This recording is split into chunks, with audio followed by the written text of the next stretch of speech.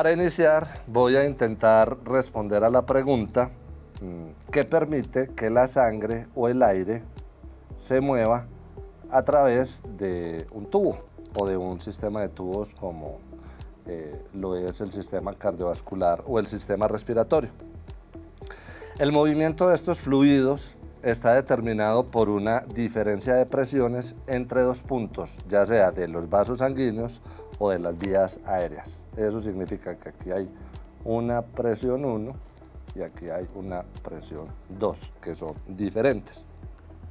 El movimiento de estos fluidos está determinado por una diferencia de presiones entre dos puntos de los vasos sanguíneos o de las vías aéreas. O sea, se van a mover de un sitio de mayor presión hacia un sitio de menor presión, como lo pinta aquí la flecha. Esta diferencia entre presiones se conoce como gradiente de presión. Bien, ese es el principio básico para entender cómo se mueve la sangre o el aire dentro de ambos sistemas. En el sistema cardiovascular, la presión mayor está determinada por la presencia del corazón y determina el gradiente que permite el flujo de sangre a través de las arterias, los capilares y las venas, donde pues estos vasos tienen una presión más baja. Definir estas presiones depende de la dirección del flujo del aire, o sea, tenemos los animales dos momentos durante la ventilación, un momento donde sacamos el aire, o sea, la expiración, y un momento donde ingresamos el aire, o sea, la inspiración. Durante la inspiración, la presión atmosférica, o sea, el aire, tiene una presión mayor comparada con los alvéolos pulmonares, donde la presión debe ser menor y eso permite que el aire fluya hacia adentro de los pulmones. Sin embargo, durante la expiración, este juego de presiones pues debe ser inverso, o mejor dicho, la presión en los alvéolos pasa a ser la presión mayor y la presión atmosférica pasa a ser la presión menor, y eso permite que el aire pues fluya hacia afuera. Ahora, si vamos a dar una definición aproximada de lo que es presión, podemos decir que es la magnitud física representada por la fuerza que genera un número de partículas sobre un área superficial.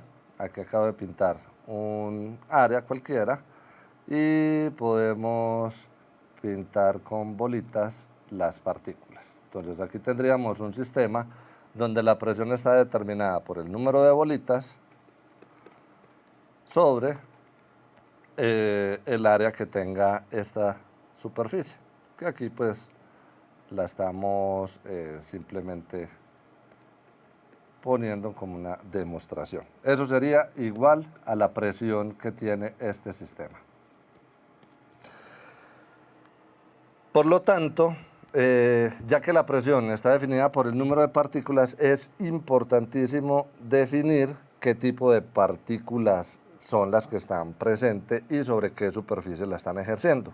Por ejemplo, la presión hidrostática arterial está determinada por la cantidad de agua que hay en las arterias. En ese caso, si un animal, suponiendo que el cuadrado aquí del área superficial son los vasos sanguíneos, y las bolitas son las partículas de agua, suponiendo que un animal pierda agua, por ejemplo, durante una deshidratación, en este caso que pase de 5 a 3, la presión arterial está disminuyendo porque tenemos menos partículas sobre la misma área superficial. En el caso de la presión que ejerce el aire en los alvéolos pulmonares, es posible disminuirla si estiramos los alvéolos, o sea, si aumentamos su área superficial, como ocurre cuando estamos estirando los pulmones durante la inspiración. Voy a explicarlo acá. Entonces, aquí teníamos un animal que la presión hidrostática pasó a ser menor porque perdió moléculas de agua, o sea, porque se deshidrató. Aquí bajo la presión comparada con el sistema de arriba. En el caso que quisiéramos también bajar la presión, pero sin modificar el número de partículas, la estrategia, entonces tendríamos las mismas 5 partículas. La otra estrategia que pueden hacer en este caso, por ejemplo los pulmones, es agrandando el área superficial, como cuando estiramos los alvéolos a partir de los músculos de la caja torácica para favorecer el proceso de ventilación, o sea que la presión en los alvéolos sea menor comparada con la atmosférica. Es momento de definir otro concepto importante para hablar del movimiento de fluidos y es en el que vamos a hablar un poco más. Se denomina el flujo. El flujo corresponde a la cantidad de fluido que pasa por un sitio específico en un tiempo determinado. Algunos conceptos similares que quizás hayas escuchado son el caudal, por ejemplo, de un río, o la corriente o amperaje que tiene un sistema eléctrico, en el caso del flujo eléctrico. En fisiología solemos definir el flujo como el volumen de sangre que pasa por un vaso en un momento determinado, o el volumen de aire que pasa por un bronquio o la tráquea. Regularmente en fisiología hablamos en términos de un minuto. Con relación al flujo, el gradiente de presión se comporta como una variable directamente proporcional, lo que significa que al aumentar este gradiente el flujo aumentará. Entonces, en la fórmula de flujo aquí tendríamos P1 menos P2. Se comportan de manera directa, o sea, si esta variable aumenta, esta variable también aumentará. Sin embargo, hay una variable que es inversamente proporcional al flujo, que se opone a él y que se conoce como la resistencia. Entonces, si la ubicamos aquí abajo en el denominador, el valor de esta variable se opone al flujo. Se comporta de manera inversamente proporcional. La resistencia es igual a una constante de 8 multiplicada por la longitud del tubo por donde va a fluir la sangre o el aire y multiplicada por la viscosidad del fluido, en este caso de la viscosidad de la sangre o del aire. Y todo esto está dividido por pi, por el número pi, por el radio del tubo elevado a la 4. En otras palabras, la longitud y la viscosidad se comportan como variables directamente proporcionales a la resistencia. Aquí son directamente proporcionales. Y el radio del tubo se comporta como variable inversamente proporcional a la resistencia. Vamos por partes. En el caso de la longitud del tubo, al aumentar su longitud, aumentará la resistencia y por lo tanto pues disminuirá el flujo y viceversa.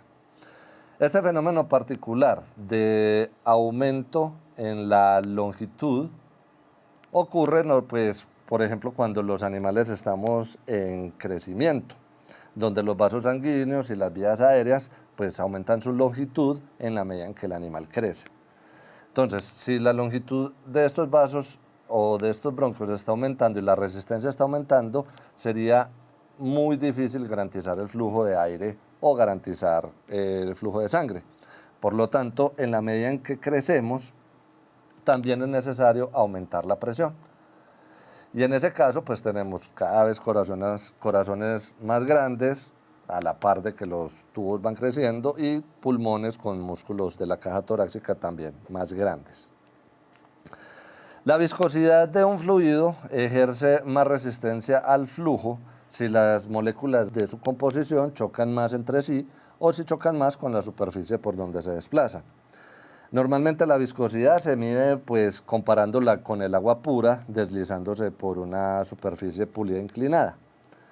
En el caso de la sangre, se puede aumentar la viscosidad si se aumenta el número de eritrocitos, fenómeno que se conoce como policitemia, o si se deshidratan, Al perder agua, pues en el mismo volumen de sangre hay mayor cantidad de, pues está ocupando más espacio los glóbulos rojos que el agua y la viscosidad también aumentaría en la sangre. Al aumentar la viscosidad, entonces, pues se aumentaría la resistencia al flujo y pues para poder hacer fluir la sangre en ese caso, pues el corazón tendría que aplicar mayor presión. Cambiar la viscosidad del aire, pues normalmente no es tan dramático, pero pues también sería posible en el caso que respiráramos en un ambiente donde hubiesen muchas partículas diluidas en el aire, lo cual pues aumentaría también su viscosidad y sería mucho más difícil de hacerlo fluir. Por último, nos queda discutir la que quizás es la variable más importante para determinar el flujo, y es el radio del tubo. Resulta que si el radio del tubo disminuye, la resistencia aumenta y se disminuirá el flujo. En cambio, si el radio del tubo se incrementa, hay menos resistencia y se aumentará el flujo. Una observación muy importante es que en la ecuación de resistencia, el radio se encuentra elevado a la cuarta potencia, lo que significa que no se necesitan grandes cambios en el radio para obtener grandes cambios en el flujo, ya que la resistencia se afectará en proporción de 4 por cada cambio en el radio. Los vasos sanguíneos regulan el flujo a los tejidos realizando dos fenómenos, o vasoconstricción o vasodilatación, o en otras palabras, disminuyendo o incrementando su radio. De esa manera, pues se puede tener un menor flujo o un mayor flujo respectivamente hacia los tejidos. En los bronquios ocurre este mismo fenómeno para el flujo de aire, pero se denomina broncoconstricción o broncodilatación. Los vasos sanguíneos, como los bronquios, pueden modificar su radio de una manera regulada por el sistema nervioso autónomo, ya que pues tanto los vasos sanguíneos como los bronquios están rodeados de músculo liso que si se contrae reduce su radio y si se relaja pues aumenta su radio, modificando de esa manera la resistencia y el flujo de sangre o de aire. Acá debemos aclarar algo importante con relación a los cambios del radio y su efecto en la resistencia al flujo. Por anatomía sabemos que tanto los vasos sanguíneos como los bronquios aparentemente se van haciendo cada vez más delgados en la medida en que avanzan en el sistema. Esto significaría que ya que este radio es más grande que acá la resistencia sería menor y acá la resistencia sería muchísimo mayor.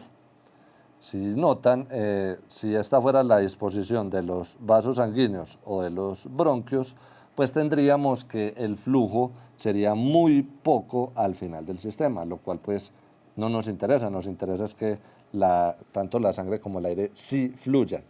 Pero pues realmente, si hacemos un análisis preciso de la anatomía, el comportamiento de los vasos sanguíneos o de los bronquios no es este. La resistencia, al contrario de lo que creemos, realmente va disminuyendo, situación que es necesaria, pues como decíamos, para poder garantizar el flujo de sangre hasta los capilares o de aire hasta los bronquios y alvéolos. Esto ocurre porque ambos sistemas tubulares se van ramificando en tubos cada vez más pequeños, pero en mayor número, como si fuera un fractal. Me explico. Un tubo como la tráquea se divide en tubos más pequeños, por supuesto. O sea, estos dos que estoy pintando tienen menos radio que la tráquea, pero son dos. O sea, la tráquea se está realmente ramificando. Igual pasa con los vasos sanguíneos. Entonces, miren lo que sucede acá.